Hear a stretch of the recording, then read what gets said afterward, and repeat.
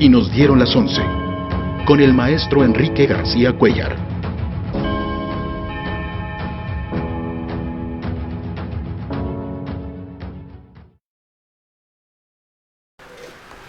Gracias, buenos días por estar con nosotros y esperando aquí que llegue Pepe Adriano. Que está llegando. Que está llegando Pepe Adriano, no encontraba la puerta. Pepe, pásale. Dale una entrada por ahí. Siéntate, días, Pepe, por Pepe. favor. No, pues a las 11 empieza. Están transmitiendo ya el vivo. Nos dice y nos dieron las 11 precisamente. ¿Ya son las 11? Sí, ya claro. está transmitiendo ahí en vivo la señorita. ¿Tienes tu teléfono? No. Son las 11 en punto. Son las 11 en punto. No, sí, y nos dieron las 11. Mi querido amigo, ¿cómo estás? ¿Cómo está? Van a tener que compartir este micrófono. No te preocupes. Hay que compartir este micrófono, lo vamos a quitar de aquí. Y bueno, es que necesita estar más o menos a esta distancia para que se escuche bien. Entonces, yo presento a José Adriano como un hombre, como un académico preocupado y ocupado en los asuntos de los derechos humanos en todo el orbe, todo el mundo.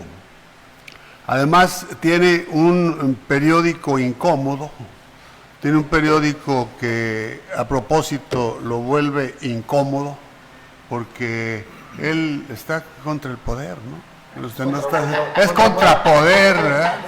Entonces es Contreras, vamos a decir, es Contreras. Siempre que discutimos quedamos en que es Contreras. Bueno, y a José Luis Castillejos usted lo conoce muy bien a través de las redes, un periodista que acabas de sufrir una pérdida tremenda allá en tu rancho, ¿no? ¿Cuántas hectáreas? En San Fernando. Bueno, se afectaron 5 predios, la zona que quedó devastada por el incendio del jueves, que se prolongó hacia el día viernes, es una zona más o menos de unas 100 hectáreas, que quedó arrasado, reducido a cenizas. La pregunta que me hacía hace un momento, antes de estar al aire, Enrique García Cuéllar, ¿qué lo provoca? 2 cosas, hay gente que a veces no hacen las llamadas rondas alrededor de los linderos y prenden fuego y no cuidan esos fuegos. Lo otro es que ha habido demasiado calor y hay personas que de manera irresponsable tiran botellas.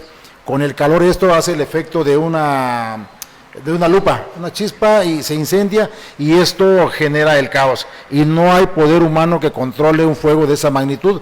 Pues hubo árboles incluso de mangos que quedaron reducidos a cenizas y tenían alturas de 25 metros más o menos o más, y quedaron totalmente quemados. Ahí se fueron ardillas, conejos, culebras, serpientes, una serie de cosas, y además la fauna y la flora. La flora y fauna, y una flora preciosa porque había mucha orquídea en esa zona. Entonces, ahorita el proceso que viene es de reforestación. Afortunadamente, tuve el cuidado, o mejor dicho, rescaté algunas plantas antes de que pasara este incendio, y en mi casa sembré pues arbolitos de la zona y muchas orquídeas. Ahora vamos a empezar a repoblar con estas plantas hacia este predio. Pero hay una cosa, mi estimado Enrique y Pepe, es que tú puedes pedirle de repente al gobierno, a quien sea, que te apoye, no que te lo regale, que te vendan los árboles, que te lo consigan, árboles para reforestar, y no lo hacen. Yo vengo insistiendo desde hace 2 años y medio para que apoyen la reforestación en Chiapas, e incluso voy a iniciar a partir de esto una campaña. Y las cifras de reforestación tan alegres que publican es puro cuento. Reforestemos Chiapas se va a llamar el proyecto, en que le voy a arrancar con fuerza ya desde esta Semana Santa, para que le entremos, para que le entremos, quien quiera aportar arbolitos de mango, limón, y vayamos reforestando toda esa zona, porque vean los grandes calores que tenemos en Tuxtla Gutiérrez. Esto es insoportable, ya insoportable. Bueno, pues esa es ¿Y te encontraste con la primera sequía desde que tienes bueno, memoria? Sí, mi padre tiene un rancho más adelante en un lugar que se llama cerca de Cuauhtémoc. Ahí son 78 hectáreas, que es zona totalmente empastada, zona ganadera, y por primera vez en décadas este predio pues carece. Ahorita ya falta agua. Mañana empezamos a abrir un pozo profundo para extraer agua para el ganado. O sea, nunca se había dado ese tipo de sequías. Pues ese es el panorama, ¿no? ¿Qué opinión tienes de todo esto, Pepe? Mira, desafortunadamente no tenemos una cultura ambiental. ¿no? Y desafortunadamente hemos sido partícipes por complicidad o silencio. Por omisión, ¿no? Por omisión. La omisión es más de la autoridad.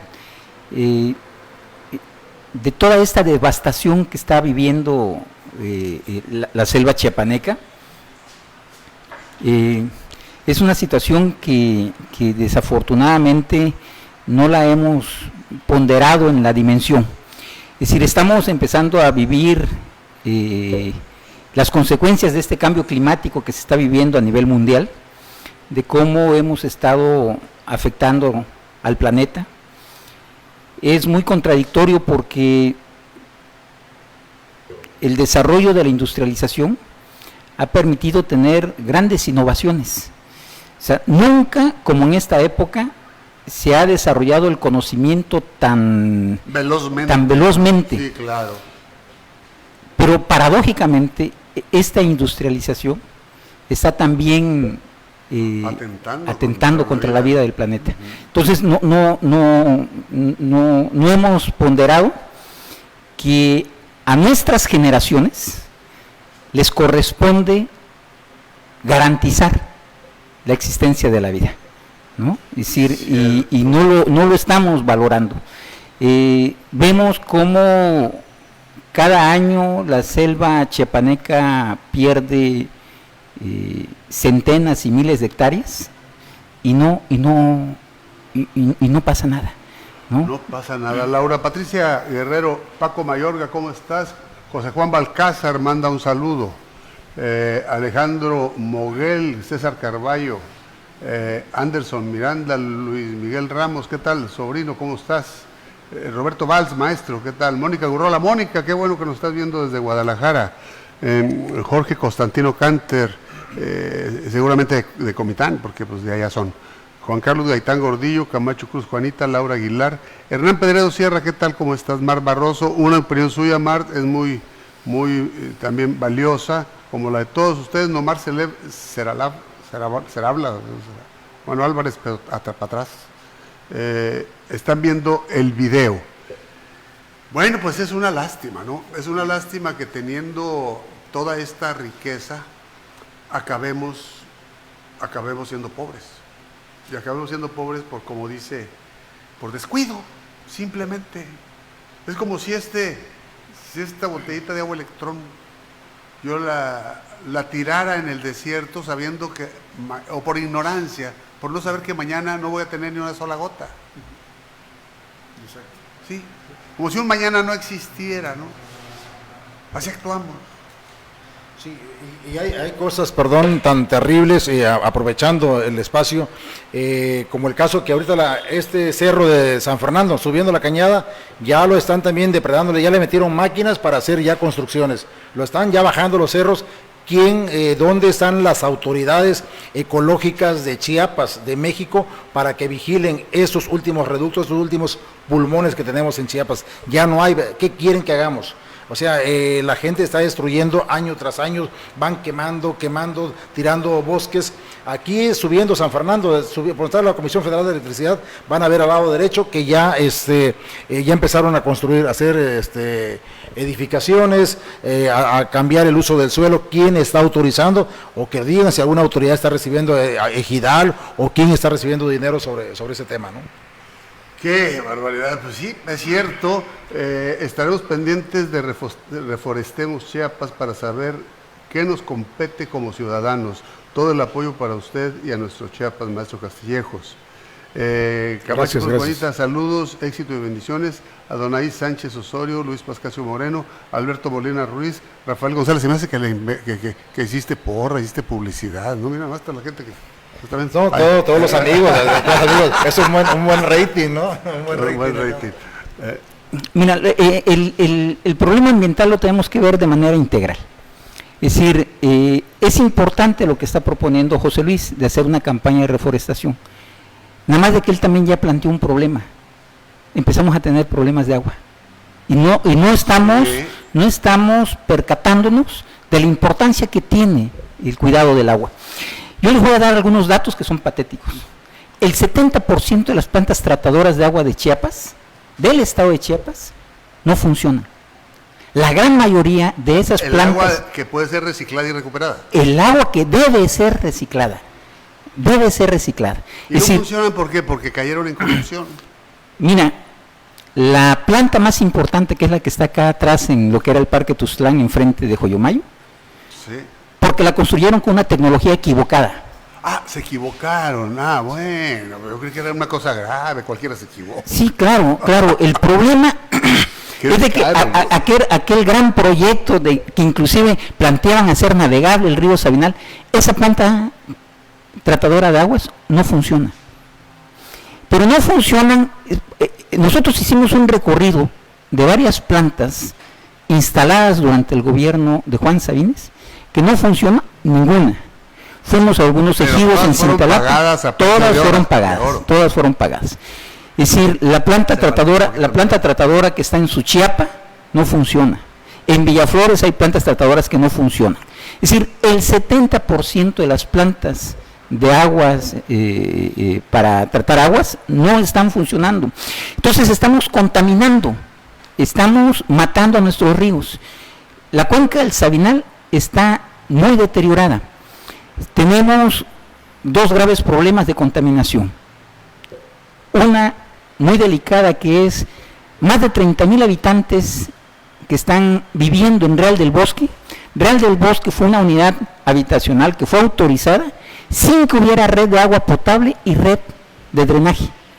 Y son más de 8,500 viviendas con más de 30,000 habitantes que están consumiendo agua potable, que están consumiendo agua que no es potable, y que las aguas residuales de todas esas viviendas van a la calle.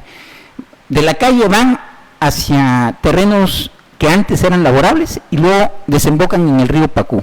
Del río Pacú se van, contaminan toda la cuenca de Suchiapa, desemboca al río Grijalva y desemboca kilómetros antes donde está la planta tratadora potabilizadora que hizo Sabines, ¿no? Es decir, es un gran problema que estamos viviendo al que no, es decir, por falta de información. Es decir, yo aprovecho, cuando me invitaron, no estaba previsto este tema, pero aprovecho porque tenemos que reflexionar y asumir compromisos, y cada quien debe de asumir también la responsabilidad que le corresponde para el cuidado del agua, para el manejo adecuado de la basura, para la reforestación. Estoy de acuerdo con esa recomendación. Todos estos problemas que tienen que ver. Sin embargo, estaremos de acuerdo nosotros tres en que en primera instancia deben actuar las autoridades de manera responsable. Oye, se equivocaron al hacer la planta, me equivoqué. Claro, me gasté 2,000 millones, ¿verdad? Pero fue un error. Bueno, con eso te hubieras comprado, no sé, los 3 aviones necesarios para acabar con los incendios forestales y ya. Mira, Enrique, las Naciones Unidas han desarrollado ahora un capítulo que tiene que ver en la relación que existe entre corrupción y derechos humanos. Claro. La corrupción generalizada en este país Atenta contra los derechos humanos. Atenta contra los derechos humanos. El hecho de que hayas construido cientos de plantas de agua tratadora en el gobierno de Sabines y no funcione la gran mayoría, está afectando el derecho a la vida. Claro. ¿No? Entonces, sí tenemos que establecer. Justo allá en Orlando. Nadie le hace nada. No, ya está en Acapulco. Ya está en Acapulco. Bueno, sí hay un problema en que todos estamos pagando las consecuencias de gobiernos malsanos y que todos nos quedamos callados, o la gran mayoría nos quedamos callados frente a esta corrupción que ha afectado el futuro de Chiapas. Si el gobierno de Sabines afectó el futuro de Chiapas y los chiapanecos. Sí. Muy bien, dice Marco González, nuestro colega, dice, saludos, la mayoría no funciona por lo caro de los insumos, o sea, ¿no lo previeron? Que seguramente se desvían al programa prioritario, el enriquecimiento ilícito, ese es el programa prioritario, sí. Dice. Bueno, en Tapachula hubo el caso de un alcalde que mandó, que creo que invirtieron hace muchos años, 15, entubar el río Cuatán, nunca se hizo y el dinero se hizo humo. Se fue al caño, ¿no? Del caño de la basura. Está el río Texcuyuapan totalmente contaminado. La gente que están allá en la parte baja de Mazatán, en la barra de San José, en la barra de San Simón, se van a la parte del Gancho, en la parte de Ciudad Hidalgo, pues se están bañando con aguas sucias. La verdad, pues son agua de excretas, de desechos. Se están enfermando. Entonces, ¿qué está pasando? ¿Qué estamos haciendo?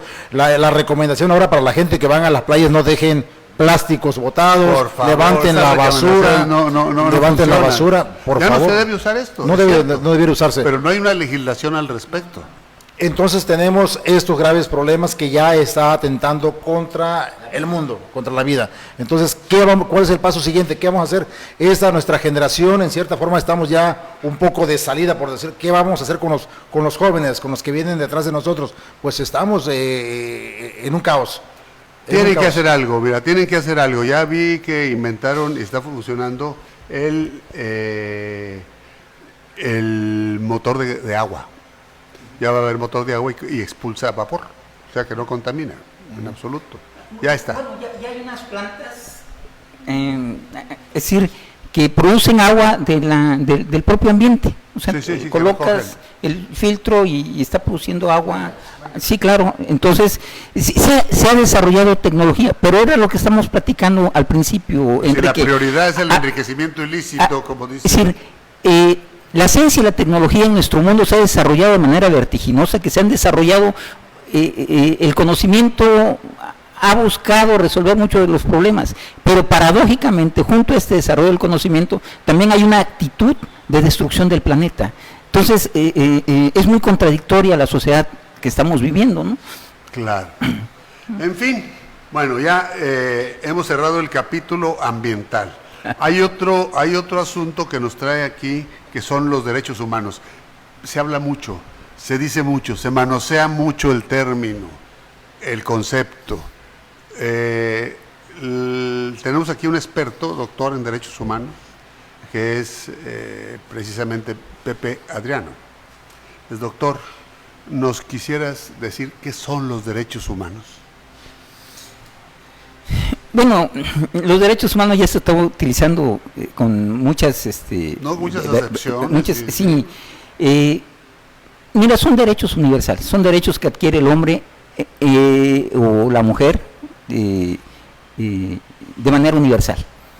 Es decir, ha habido varias etapas de conceptualización de los derechos humanos.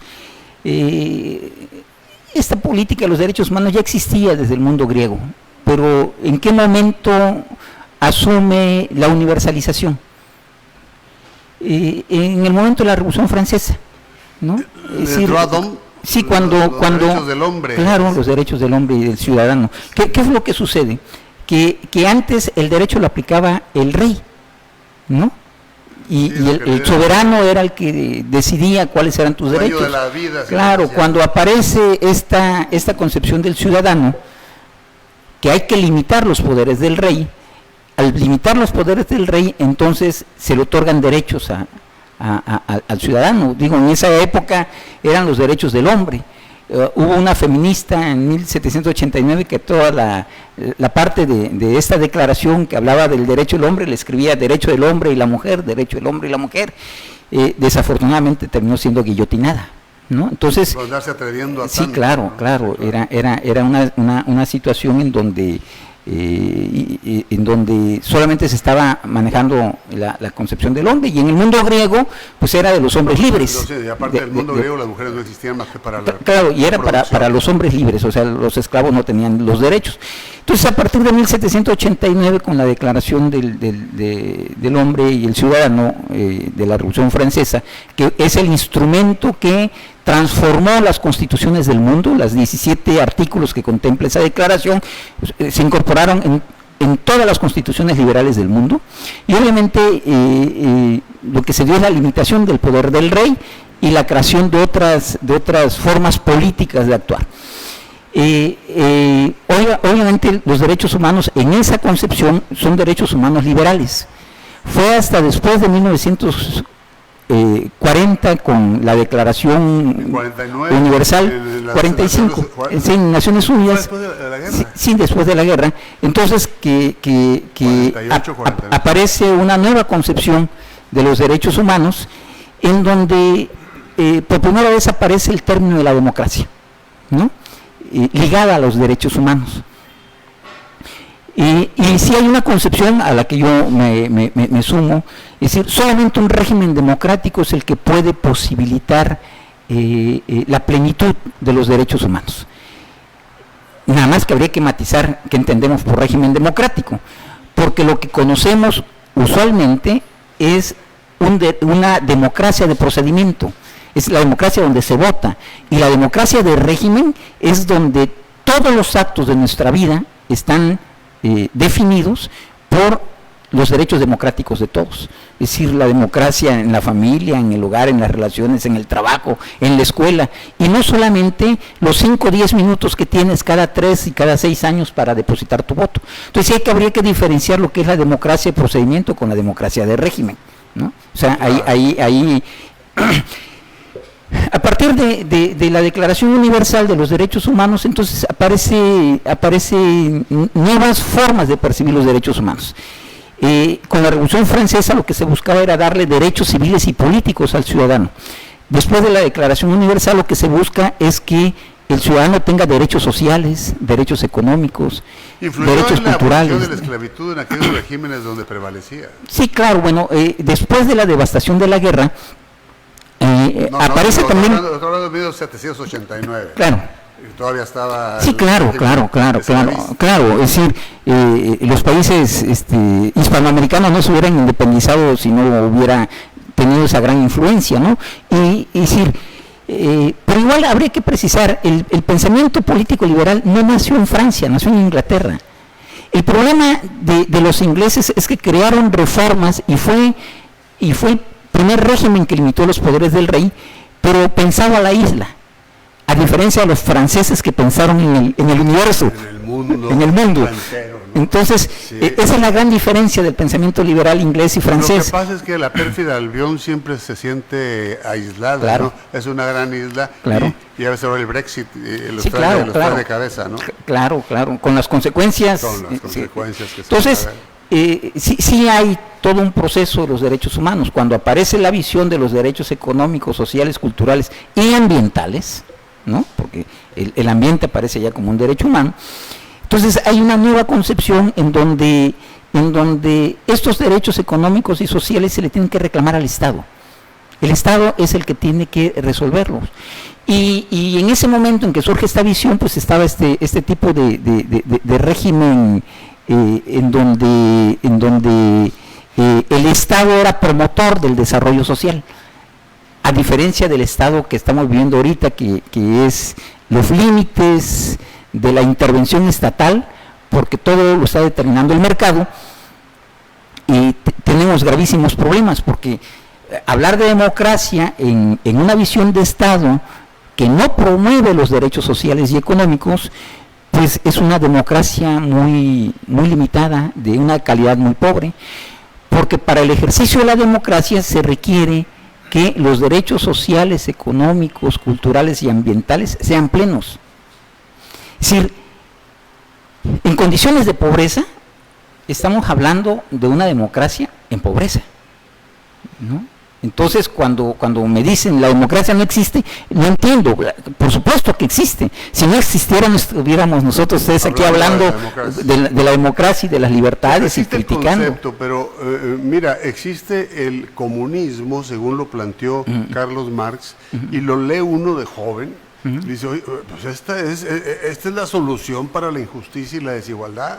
Pero cae este manual en manos de Stalin y mira cómo nos fue.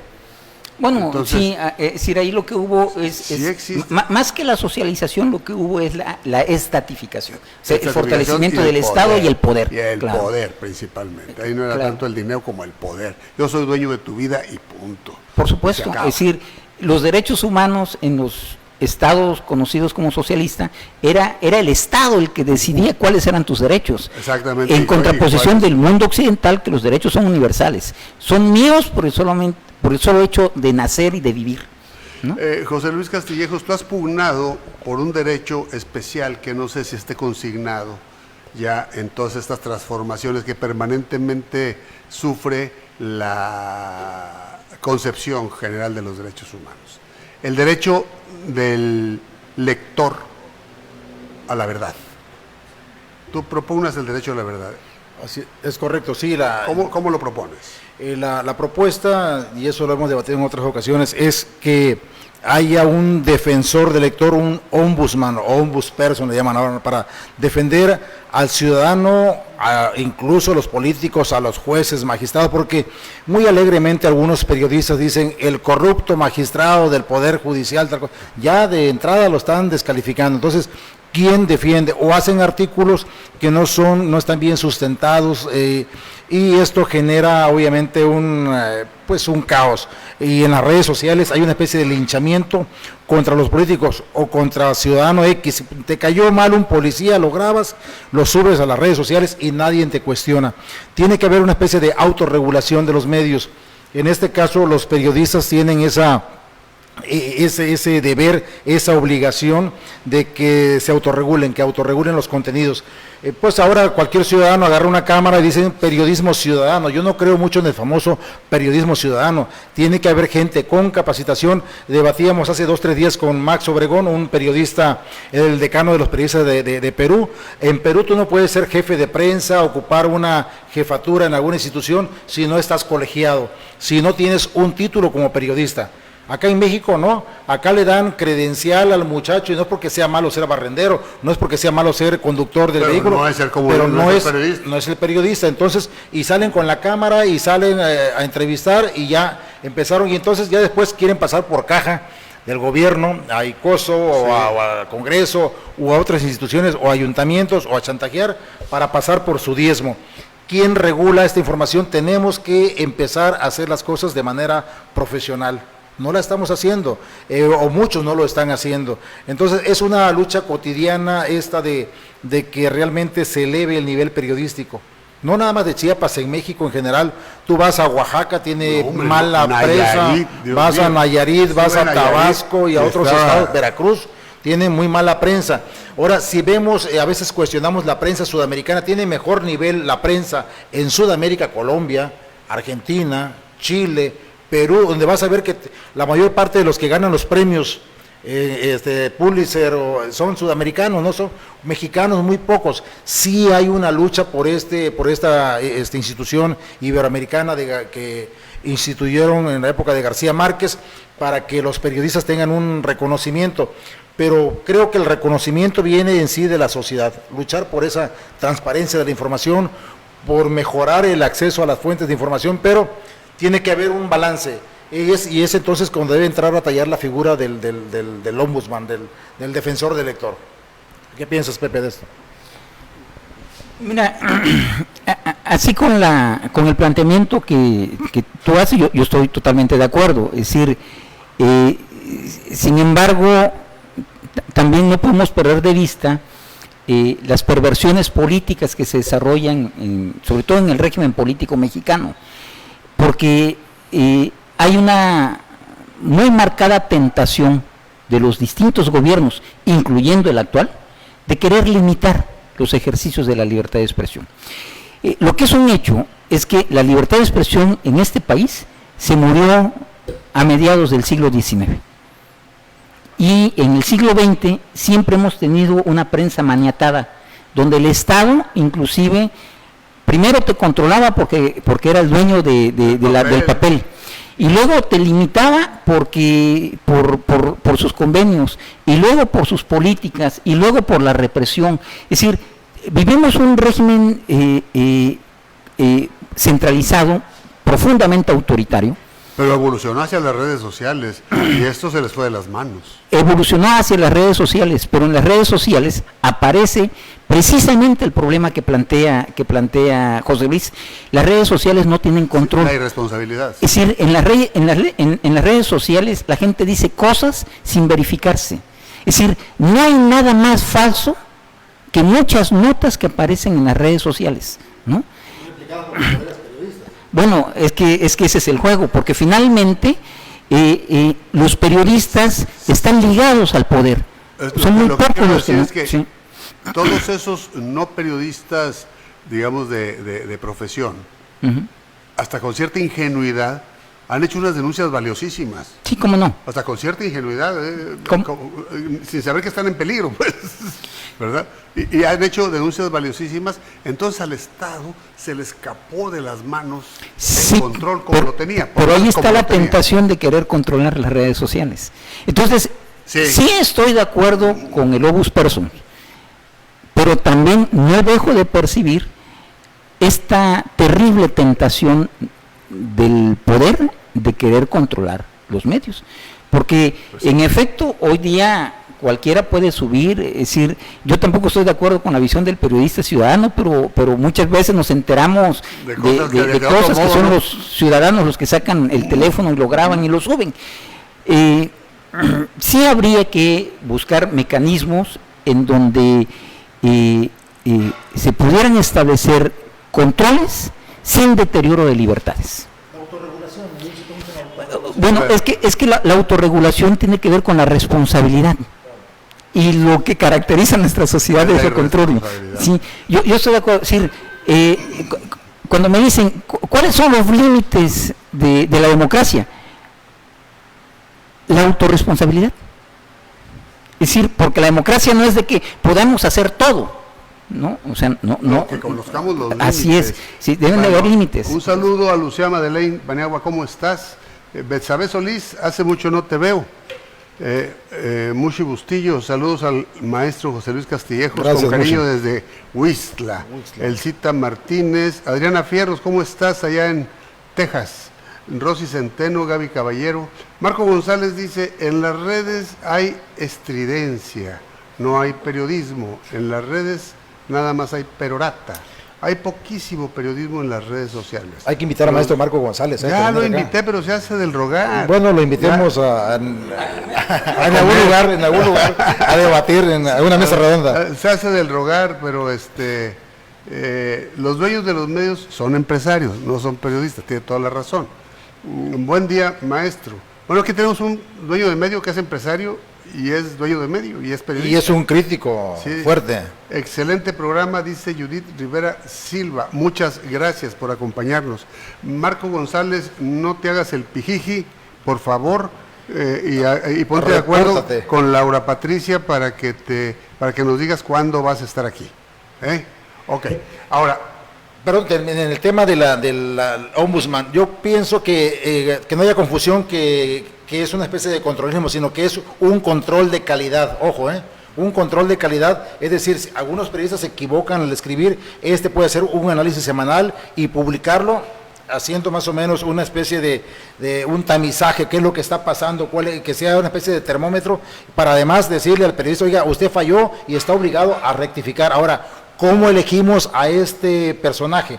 ¿Quién lo elige? ¿La sociedad, los medios de comunicación? pero de alguna el manera gobierno? estás contratando un verdugo. No, tú estás controlando, es control No, porque de calidad, si yo soy- es yo el soy- control de calidad, pero yo lo no... entiendo perfectamente, pero si yo no soy periodista, escribo como el diablo me da a entender, publico, y luego se me parece alguien que sí sabe, me siento humillado, sobre todo en Chiapas, me siento humillado. ¿Y él quién es? ¿Y por qué? ¿Y mi libertad de expresión? ¿Dónde está? Están atentando contra mi libertad de expresión. Una vez un tonto se puso a escribir en mi Facebook, en mi muro, a insultarme. Entonces lo corrí y lo busqué en su muro y estaba quejándose. No hay libertad de expresión con Enrique García Cuellar. Bueno, ya varios que se han quejado, Sí, ¿no? ya sí, pero ¿por qué? Claro que no hay libertad de expresión. Yo aquí no puedo decir lo que me dé la gana. Yo estoy autorregulado por mi responsabilidad profesional. Es Punto. correcto, es correcto. Eso es todo. Es correcto. Bueno, ahora déjeme decir unos anuncios. No es que les limite la libertad de expresión. No, sino que- adelante, hay que ser Es los que gracias a patrocinadores. estos patrocinadores estamos aquí. Electrón. Muy bien. Electrón. Todos contentos con esta agua Electrón, agua que va a ser, que ya está siendo el elemento más caro, son más caros que los refrescos a veces, ¿no? Es la muestra que se privatizó el agua. Sí. El agua está privatizada Antes desde era un hace bien muchos común. años. Sí, claro. Ahora es un bien Claro, económico. claro. No. No. Es decir, No. ¿en qué momento surge este problema? Recordarán, es a finales de los 80s, Sí. cuando se desarrolló una gran epidemia de cólera en todo el país. Y este fue entonces, bueno, sí. pero ahora, déjeme hacer el anuncio, pues. Es que a veces me dicen, oye, Bueno, salud aunque sea con agua. bueno, salud, aunque sea con agua Electrón, toda la vida. Aquí está toda, bueno, aunque lo duden ustedes, aquí en este frasquito está concentrada la vida. Pero Porque el canta agua esa es la canción vida. de toda la vida. ¿Qué? Toda la vida, así como con la voz nasal de ¿cómo se llama? De Emanuel. Toda la vida. Así canta. Hay que invitar a más gente que entre con la publicidad, porque también es otra cosa. Sí. Si quieren entrar, se hacen los locos los empresarios, ¿no? No, ya le van a entrar más. Sí, buenos días, Leonesa. Gracias por estar. Sí, y ya le van a entrar otros anunciantes, porque sí. Además, mira, por ejemplo, está ahorita Faimar, el servicio automotriz Faimar. Sí, es muy bueno. Yo he ido que está aquí. No me digas, ¿sí has ido? He ido, claro, por supuesto, que está por la Quinta Sur. Quinta, sí, llevé mi carro Sí, una se vez. puede ponerte. No tapes el había micrófono. forma de que solucionara un problema de vehículo y ahí lo arreglaron con Faimar, precisamente. Con Faimar, bueno, pues Faimar yo tengo 30 años conociéndolo y he visto cómo, si el problema es muy leve, le dice, sobre todo a las señoras, que un son las ingeniero más que está ahí, es un ¿no? ingeniero automotriz, a las señoras que se quejan tanto de que las estafan en los talleres mecánicos, yo he visto en una ocasión nada más, no digo que en 100, en una, no señora, no es nada, váyase usted, era un falso contacto que traía su carro, no tenemos nada, y se fue la señora feliz. No usan tutoriales. No usan tutoriales. ¿Cómo te da risa? Así que me vas a quemar aquí. Que uso. Oye, pues es que le cambié cobran muy caro cualquier lugar por cambiar una suspensión completa. Entonces me metí al YouTube, vi el tutorial y le cambié la suspensión a mi carro. ¿Es en serio? Es cierto. ¿En serio? ¿Por qué te ríes, Pepe? Bueno, Es un carro exclusivo también, pues. sí, es mi carro, ¿no? Entonces, claro, cuando lo llevé a alinear prendían todos los focos en el tablero, ¿verdad? Que no puede caminar así, que quién sabe, no le dio al carro, no va a hacer una cuadra, y ya le descansó el carro, lo dejaron bien y todo eso. Bueno, antier a ese carro le cambió el aceite de Faimar, precisamente. Sí, buenos Ahí lo precios, llevo. sí. Yo sí Buenos lo- precios, sí, claro, buenos precios y garantía. Otro que se anima a apoyar estos programas de difusión cultural es nada menos que la ferretera Mandiola. Si no encuentra lo que busca, usted ya sabe, es que no ha ido a Ferretera Mandiola. Ferretera Mandiola tiene todo. Ferretera Mandiola ha enfrentado con éxito el embate de las transnacionales y ha salido adelante, ¿eh? Les ha ganado las transnacionales. Se va a abrir una enorme, muy grande, en el Libramiento Norte y la Avenida Central. Y la calle Central, perdón. La calle Central y el Libramiento Norte se va a abrir una mandiola que es Enorme. pues la más grande, olvídate de las transnacionales que hay. Y con los precios pues ya tradicionalmente bajos. Ya sabe usted, Ferretera Mandiola. Si no encuentra lo que busca es que no ha ido a Ferretera Mandiola. ¿Quién más nos está patrocinando? Gascom, otra empresa totalmente chiapaneca, con alto nivel de calidad. Eso sí, nos falta también. Ya sabe usted, 618-3333, llame usted, señora, y el gas le va a durar lo que usted sabe que le debe durar. Y además, si usted percibe un sospechoso olor a gas en su casa, que haga usted que los técnicos de Gascom revisen gratuitamente toda su instalación y la van a dejar con toda la seguridad del mundo. Gascom, 618-3333. Y estamos precisamente en la Plaza Santa Elena, un lugar céntrico ya. Dicen que este es el corazón de la ciudad ahora, ¿no? Sí, prácticamente aquí parte. Sí. ¿Quién se mete al centro además? No, aquí parte todo.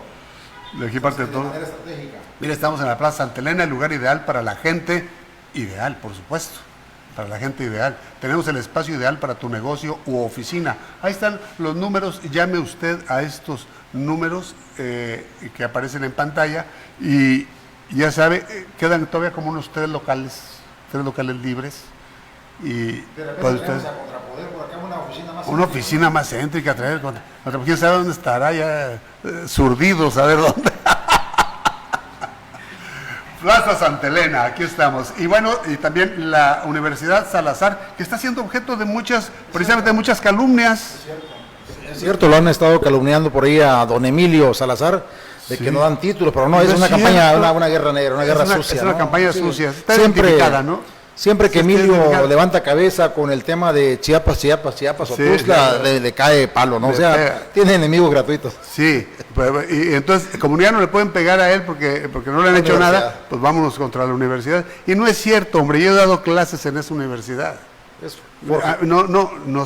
Cuando yo di clases ahí, íbamos en la noche a cursos especiales, maestros cubanos, maestros chilenos, tú que conoces Cuba, tú que has estado en Chile, chilenos, cubanos y argentinos. Y además, es una empresa chiapaneca o de capitales chiapanecos, Totalmente ¿no? chiapaneca, totalmente chiapaneca. Y nos dan, y a la recién graduada Catherine Lerin, es decir, ¿ya te graduaste? ¿Cuándo? Ah, ya bueno, bueno, felicidades. licenciada en comunicación. Felicidades. Felicidades. Vamos Mucho a- éxito te están deseando, Catherine Lerin. ¿El pastel para cuándo? Para que sea. Aquí le vamos a hacer un pastelito, desde luego, ¿no? Sí, claro, le vamos a hacer un pastelito aquí para festejar. Pero que- no michelada, porque a ti No, te no, gusta no, esa no, no, cosa no, de- no, no, no, no, no, no, esas no hables de cosas esas con sal. porquerías, por favor. Esas sal de ¿Tú te animarías a echarle porquerías a una cerveza? Mi- Oh, no, cerveza no. pura. A una rica cerveza así con su espuma. No, eso es después. Habla de después michelada, habla de todo lo que le ponen, que A mucha jugo gente le gusta. Maggi, que no sea, falta que te guste eso. Si te gusta eso, estás en el programa equivocado, ¿eh? No, sí le gusta, pero no te lo voy a confesar públicamente. Bueno, pues esas son las empresas que nos están favoreciendo. Traes unos libros, quiero que los muestres a cámara y tomes el micrófono, por favor, para que nos expliques. Te traigo a regalar este libro. Es un libro de memoriales de casos de violación de derechos humanos en Chiapas. Son 8 trabajos publicados ahí entre docentes y estudiantes de la maestría en defensa de los derechos humanos que yo coordino. Te lo traigo de regalo porque hay una anécdota que me voy a permitir contar. A ver. Cuando estábamos preparando el trabajo del libro, había que estandarizar algunos criterios. Entonces invitamos a Enrique García Cuéllar a que nos diera un pequeño taller de 2-3 días, nos dio un taller.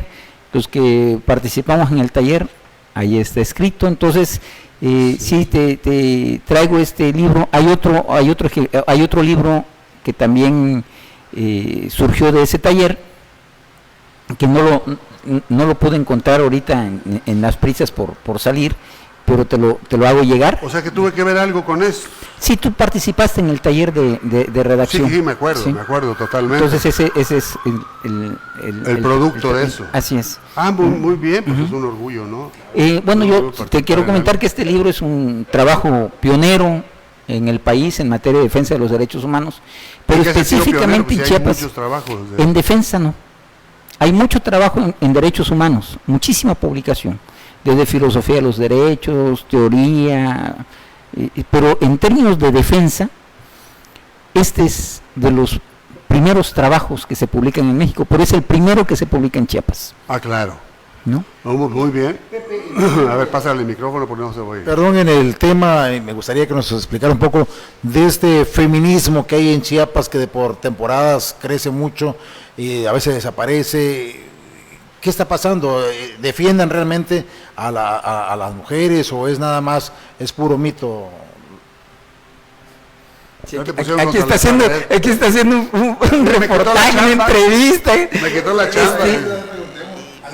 Sí, Mira, claro. los problemas de la mujer son problemas reales. Hay problemas de la mujer y hay problemas de la sociedad. Habíamos hablado de esta feminista de la Revolución Francesa, ¿no? Que tuvo la osadía de escribir los derechos del hombre y la mujer, y toda donde la declaración le ponía mujer, mujer, y terminó siendo guillotinada. Es decir, históricamente la mujer ha vivido grandes rezagos, ¿no? Es decir, Y tremendas injusticias. claro, y obviamente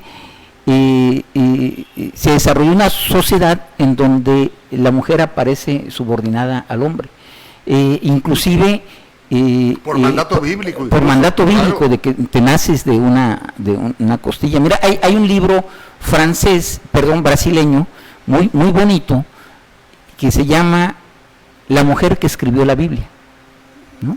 Es decir, es una visión distinta de cómo Una Biblia feminista. Sí, claro, la mujer que escribió la Biblia. Entonces, bueno, Qué bueno, ¿no? en- Qué interesante. No le ponen ese todes, porque No, sí, no, eso no son vaciladas. No. Eso no tiene que ver, mira. Y te voy a decir por qué no tiene nada que ver. Porque los países donde el artículo es neutro, como en inglés, por ejemplo, the chair, the people, no es la ni él, ni el. Ahí hay igual número de feminicidios y el patriarcado es mayor, si no es igual, es mayor. Entonces, el idioma no influye en el patriarcado. Más bien, el idioma es producto del patriarcado. Eso lo dice, no lo digo yo porque se me ha ocurrido, no, lo dice Benjamin Lee Whorf, un autor de la corriente relativista de la lingüística. Dice, hablamos, nuestra habla determina nuestra forma de ser y viceversa. Entonces hay una dialéctica permanente del lenguaje con las cosas. No tienen nada que ver, porque así como hay un rey, hay una reina. Ahora, que hay un patriarcado y un régimen patriarcal es innegable. Pero en el ajedrez, ¿cuál es la pieza más importante? La reina puede hacer lo que le dé la gana y el rey nomás un poquitito, un cuadrito. Y en la historia de las monarquías igual, hemos conocido reinas pues que eran las que gobernaban. Pero mira nada más la historia de Inglaterra. Además, peleándose entre ellas, María Estuardo con Isabel. Claro. Y peleándose entre ellas, reinos que eran hipotéticos, el de Escocia, y siempre son mujeres. Así es, sí. Entonces, sí, lo que tenemos que identificar que sí hay problemas propios de la mujer. Y que quizás un poquito donde nace esta fricción es estas oleadas de críticas al hombre, cuando que la crítica debe ser sobre este ejercicio del poder que subordina a la mujer al hombre, o como le dice el patriarcado de género. La UNAM creó el Programa Universitario de Estudios de Género, es decir, se desarrolló esta visión del género un poquito para separarse de esta visión que en gran parte de América Latina fue influenciado por esta visión lésbico que se apropió del discurso de la mujer y de las demandas de la mujer. Y eso ha ocasionado muchísimas fricciones porque se termina confundiendo entre el discurso lésbico con el discurso de la mujer. Y ahí es donde aparece esta agresión muy recurrente al hombre, ¿no? Como que el hombre es el culpable. Bueno, tanto el hombre como la mujer nos formamos en una sociedad que ya está determinada y donde hay condiciones que te hacen jugar papeles. Yo no estoy de acuerdo con la visión de roles y el feminismo utiliza mucho la palabra de rol. El rol no se puede cambiar. Cuando decimos el rol de la mujer, esa es una visión equivocada, porque los roles no se pueden cambiar, o sea, son inamovibles. Entonces, es esta confusión que tiene que ver con algunos planteamientos teóricos, que es lo que generan estas innecesarias fricciones. ¿No será que hay, digamos, visiones, la visión a favor de la mujer que está en un punto y el discurso lésbico feminista que está en el extremo? Sí, claro. ¿Sí? Claro. Nada más de que también hay posturas masculinas a favor de la mujer que continúan siendo profundamente machistas. Es decir, a favor de la mujer y son machistas, ¿no es una paradoja? No, mira, es que ese es otro. Me voy a meter en Honduras, pero mira, en la izquierda mexicana hay muchos hombres que avalan el discurso favorable a la mujer y son profundamente machos.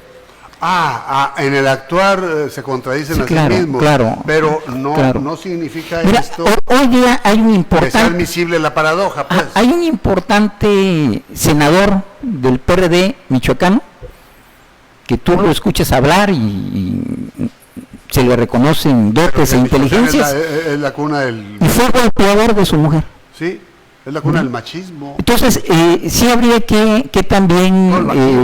machismo tremendo. Claro, habría que también cuidar, claro. O sea, el hecho de que hables a favor de la mujer no significa que asumas las prácticas favorables de la mujer. Nomás lo haces en términos del discurso, ¿no? Pues muy bien. Volvemos cuando yo hablo del régimen democrático. En el régimen democrático nuestras prácticas deben ser favorables hacia la mujer, pero a veces el discurso se elabora muy bien y las prácticas no. Entonces hay una contradicción entre práctica y discurso. ¿Cómo manejas tú el discurso a ver, no, tú querías preguntar, pero no te va a prestar, haz tu programa. Tenemos que hacer después lo de preguntar de inmigración, tema migratorio. Haz tu programa, no vayas a robar el micrófono. Está bien, vamos a hacerlo. No. No, es que como buen periodista no se le puede quitar la tentación de estar entrevistando, pero el entrevistado es el entrevistado eres tú. Venga. Va. Ahora, ¿cómo buscas y encuentras el equilibrio en la redacción para caminar sobre un alambre y llegar a los extremos sin haberte caído? Sí, ¿qué haces? Porque estás escribiendo algo respecto a un movimiento feminista o alguna situación donde el feminismo se manifestó o alguna agresión a una mujer o alguna... claro, pero tu discurso, ojalá, esperamos, te conocemos, no es así, no contradice a tu actuar. Yo vengo... ¿Con el escribir? Sí, en mi caso, por ejemplo... pues vengo sin mucho aspaviento apoyando causas, a veces hay mujeres agredidas, hay que ayudarlas y entonces denunciar, hacer esa denuncia de manera cotidiana. Puedes verificar ahí en el Facebook creo que de los 5,000 seguidores, 4,000 son afortunadamente mujeres que están ahí, mujeres combativas, gentes profesionistas, te dan ideas. Entonces estamos trabajando un poco en esa línea de apoyar mucho el trabajo de la mujer, de empoderarla, pero no entender mal esa versión del feminismo, ¿no? Dice, le llaman machirulo, ¿no? Creo que quieren decir como que el hombre... Macho más despectivo. Más despectivo, ¿no? Sí, ya de un grado más abajo del macho. Entonces, creo que hay que cambiar un poco el discurso. En mi caso, cuando escribo notas periodísticas, únicamente consigno hechos, no me pongo ni a adjetivar, ni a calificar, no, nada. Únicamente consignar los hechos y para no irte fuera del alambre, como dices tú, ¿no? Sí, no caerte, sí, porque te resbalas. Te resbala y es peligroso. Entonces, creo que hay que marcar bien la diferencia de esta lucha. Hay que trabajar, sí, hay que luchar muchísimo, dar más espacios a las mujeres, mayor participación, que haya más programas de radios, ojalá por mujeres, pero no nada más con los temas que atañen a ellas, sino ahí el abanico es grande.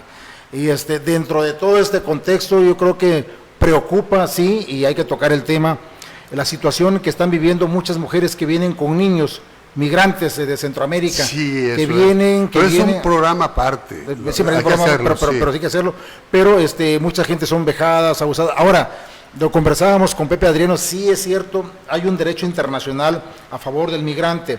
Las migraciones son esto, te permiten ir de un país a otro, pero tiene que ser reguladas, controladas. Lo comentábamos que el hecho de que hayan trasladado la frontera administrativa de migración hacia la parte de Oaxaca, me parece que es un grave error. Ya Tapachula ahorita es un caos total, la frontera es un caos total, pero como dice Enrique, será tema de otro programa. Vamos con los derechos humanos, Pepe. La pregunta, ¿qué tan a la saga va las regiones, los núcleos indígenas de Chiapas respecto a lo deseable en derechos humanos? Mira, son las sociedades de mayor pobreza, es a las que más derechos humanos se le violentan, ¿no? Es decir, de manera equivocada se le llaman grupos vulnerables.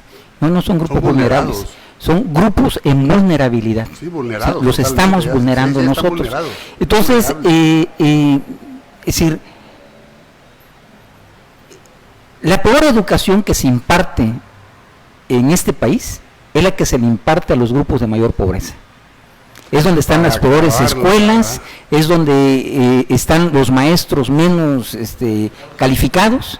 Bueno, el peor servicio de salud se ofrece en los lugares de mayor pobreza, donde no hay medicinas, donde el hospital está en condiciones paupérrimas, donde no hay médicos. Es decir, si empezamos a revisarlo en términos de violación de derechos humanos, ya están vulnerados. Claro.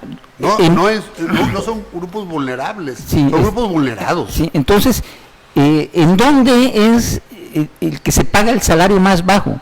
En las sociedades de mayor pobreza.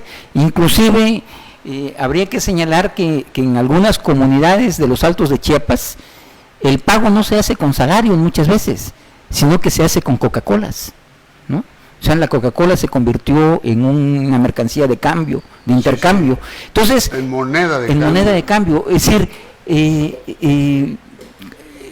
¿cómo vamos a lograr mejorar las condiciones de la sociedad en materia de derechos humanos? Mejorando los derechos de esta población, mejorando la educación, mejorando la salud, mejorando el empleo, mejorando su cultura, ¿no? Es decir, en las condiciones de pobreza es donde más se violan derechos humanos, y las condiciones de pobreza es donde menos se puede practicar la vida democrática. Claro.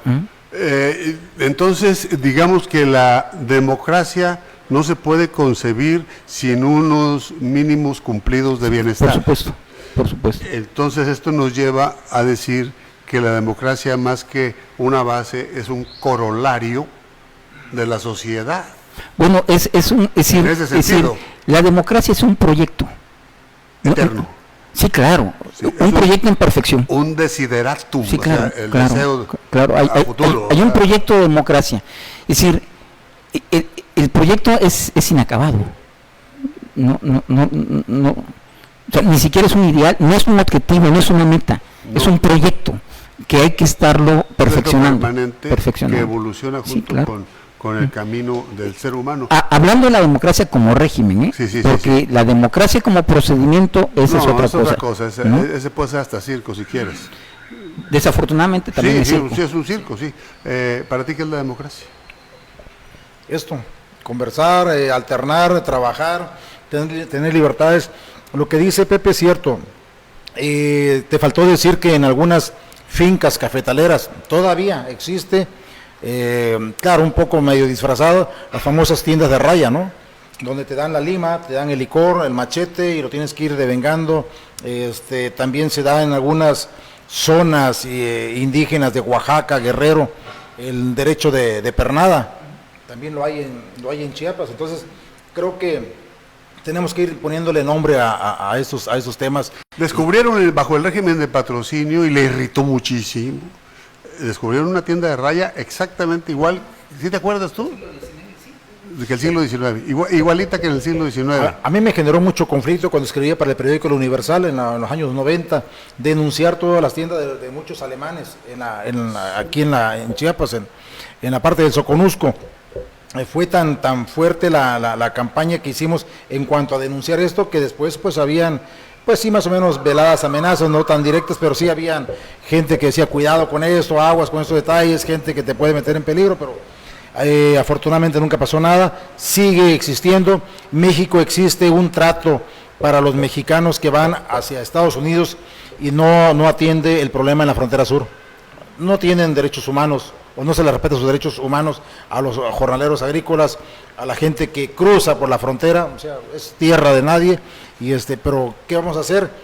Tenemos que fortalecer las instituciones democráticas, trabajar en esa línea, una mejor prensa, una mayor fiscalización, mayores espacios como el tuyo, Enrique, periódicos como Contrapoder, y por cierto, que lo enseñen, ¿no? Porque lo trae por acá, para que lo vean la cámara, Contrapoder, la portada de hoy, que se imprime, el impreso, tiene miles de seguidores, y ese espacio democrático de la prensa, en ocasiones también ha sido afectado, ¿no? Han habido ataques, cuando tú has emprendido campañas fuertes contra gobiernos, anteriores administraciones, pues te han querido cerrar esos espacios democráticos de la prensa, donde se respira, sí, libertad, porque tú le mandas un artículo a Contrapoder, lo publican, Creo que no publicaría si hay alabanzas, creo que eso es lo único que no, es lo único que no tiene. O sea, no se vale el confeti. No se vale el confeti, porque eso, pues hay muchos que están tirando confeti ahí en las redes sociales o algo, pero entonces hay un espacio de libertad que hay que aprovecharlo, ¿no? Es que creo que tú sigues un principio, el principio de que el periodismo está obligado a denunciar las disfunciones, no a festejar. Y a festejar y echar incienso a quien cumple su obligación. Mira, la reivindicación del proyecto más cercana la hizo Jorge Ramos ahora en este evento muy criticado que interrogó el periodismo. Sí, pero en una entrevista dijo, es que el periodismo tiene que ser el contrapoder, sí. ¿no? Sí. Es decir, el contrapeso del poder. ¿Qué fue lo que ha pasado en nuestro país? Es decir, que el Poder Ejecutivo no tiene contrapesos, ni antes ni ahorita. Y la prensa se convirtió en una prensa al servicio del Estado. Y no una prensa que cuestionara al Estado, que señalara. Entonces, lo que hubo desde 1930 a los 2000, es decir, es este deterioro. Es decir, a finales de los 80s, hubo un repunte de libertad de expresión en la radio. La radio es la que entendió mejor el cambio que se estaba viviendo en el país. Y entonces empezaron a aparecer críticos muy fuertes y se le abrió el espacio de la radio a varios académicos y empezaron a desarrollar programas. Muchos de esos académicos después fueron incorporados a la televisión. Entonces, esto es lo que hemos estado, lo que hemos vivido.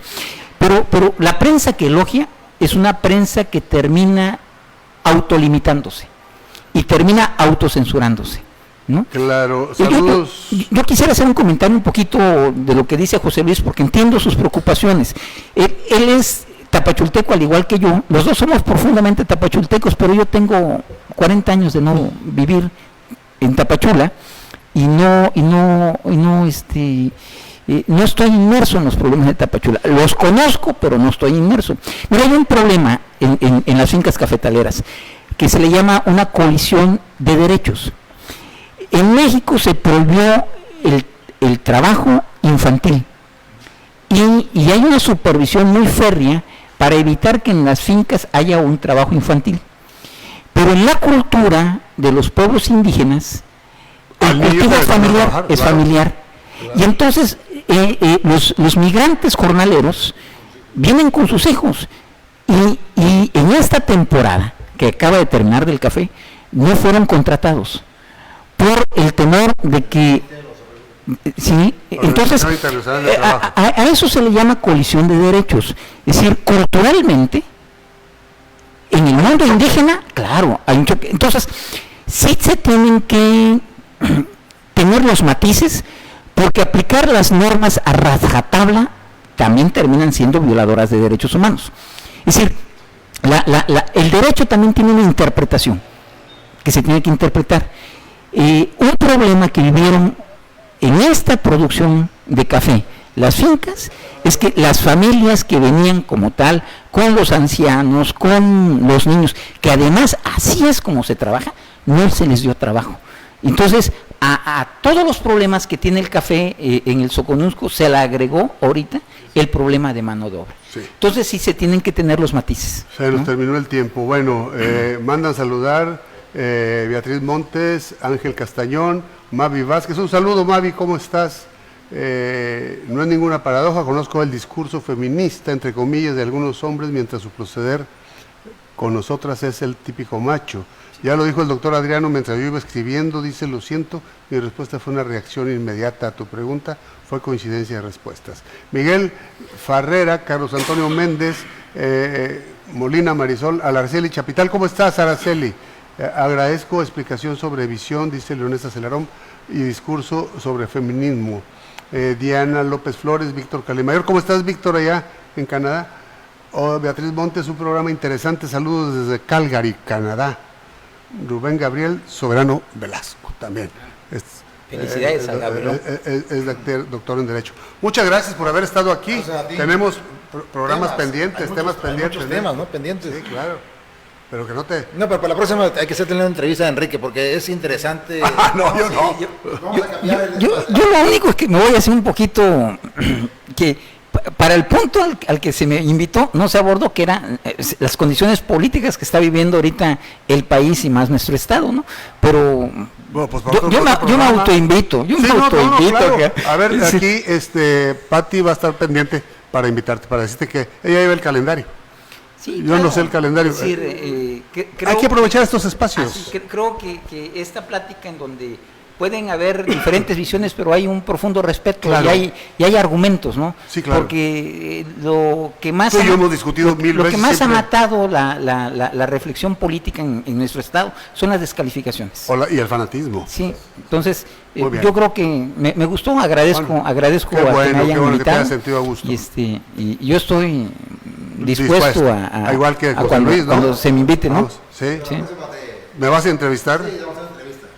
Pero yo no tengo nada que decir. Tiene mucho. He estado por rato viendo lo de Finquísimo, tu libro que está muy bien. Bueno, gracias a nuestros invitados, el doctor Adriano, José Luis Castillejos, gracias a nuestra próxima graduanda, que es Catherine Lering, y gracias a usted siempre por habernos acompañado este rato. Soy Enrique García Cuellar y le deseo muy buen lunes. Hasta luego. Y nos dieron las 11, con el maestro Enrique García Cuellar.